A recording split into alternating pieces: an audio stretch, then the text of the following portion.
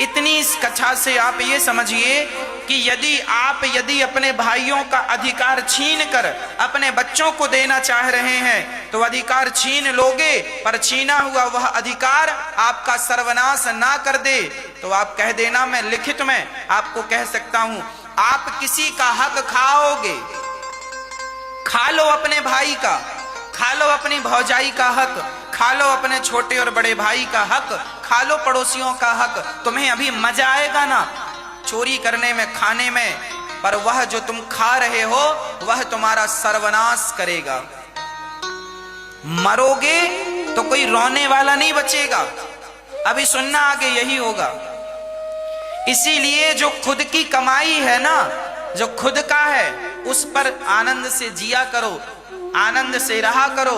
हमारे पड़ोसी के घर में सोने की दीवारें खड़ी हैं, हमें उससे कोई मतलब नहीं। हमारे आंखों के सामने किसी का करोड़ों का हीरा पड़ा हो, हमारे लिए माटी है। हमारी मेहनत का जो पैसा है वो हमारा है, और फोकट का, फ्री का, पाप का, भ्रष्टाचार का जो है उस पर हमारा कोई अधिकार नहीं है। उसे 1 करोड़ रुपया रास्ते में पड़ा हुआ तुम्हें मिल जाए तो मत उठाना।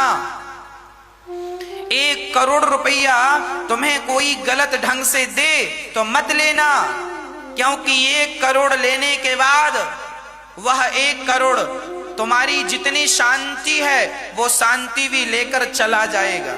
पहले तो मजा आएगा, मैं करोड़पति हो गया, लेकिन बाद में जो खुजली होती है ना, खुजली में खुजलाने में बड़ा मजा आता है, लेकिन उसके बाद जो जलन होती है ना वो बड़ी दर्दनाक होती है। भ्रष्टाचार करने में बड़ा मजा आता, मिल गया फोकट का, मिल गया, गलत ढंग से कमा लिया, मिल गया, पर जब उसका जो रिएक्शन होता है ना, हाँ जी, वो गजब कर देता है। इसीलिए आपसे मेरी हाथ जोड़कर विनती है, गलत ढंग से 1 रुपए भी मत कमाइएगा, मेहनत का कमाइएगा। धृतराष्ट्र ने यही गलती की, भाई का अधिकार हड़प लिया। आपका भी यदि आपने अपने भाई का कोई अधिकार हड़पा हो तो सम्मान इज्जत से लौटा दो, इसी से तुम्हारी और तुम्हारे बच्चों की भलाई है, नहीं तो आगे बहुत बड़ा नुकसान हो जाएगा। अरे तुम्हारा भाई भले ना देखे पर विधाता तो देख रहा है, वो अंधा थोड़ी है। धृतराष्ट्र अंधे थे, भगवान थोड़ी अंधे हैं। इसलिए गलत ना हो किसी के साथ। अच्छा, लाक्षागृह में बंद किया,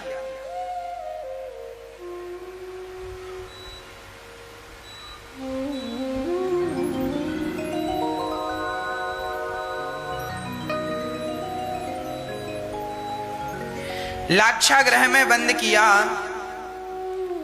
कौरवों ने पांडवों को लाक्षागृह में बंद किया और आग लगा दी। संयोग से, भगवान की कृपा से विदुर जी ये मर्म जान गए और भगवान की प्रेरणा से 5 पांडव कुंती सहित, अब सोचिए इतना दुष्ट ये दुर्योधन है कि कुंती माता भी हैं और 5 मां और 5 बेटों को मारने का पूरा षड्यंत्र रच दिया गया। किसके द्वारा? दुर्योधन के द्वारा।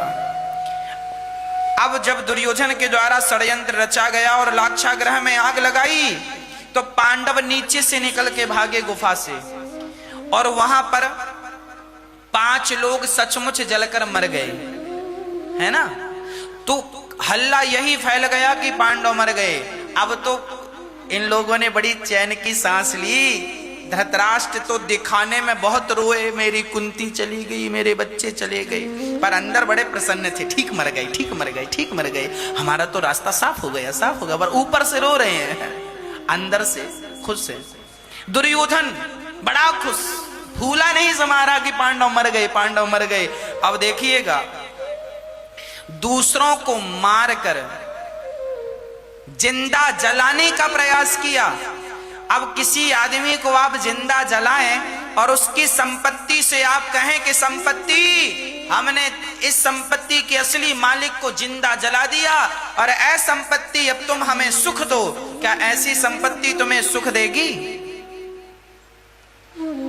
और दुर्योधन ने यही चाहा, पांडवों को जला दिया आग में। और अच्छा, पांडव तो बच के निकल गए,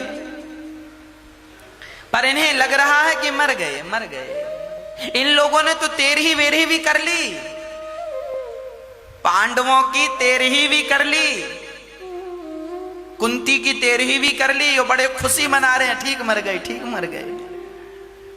पर जाको रखें राम जी मार सके ना कोई, बाल न बाका कर सके जग में जो बैरी होए। अरे कौन उन्हें मारेगा जिन्हें बचाने वाले स्वयं भगवान श्री कृष्ण हो। इसीलिए कहा करता हूं, जमाने पर विश्वास ना करो, भगवान पर विश्वास करना सीखो। आग में इतनी ताकत नहीं है कि भगवान के भक्त को जला सके, इसीलिए मरते दम तक भगवान के श्री चरणों में विश्वास बनाए रखिएगा।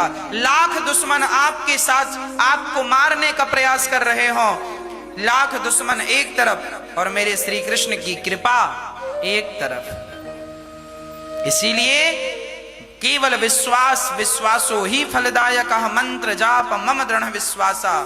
भगवान के श्री चरणों में केवल विश्वास रखिएगा।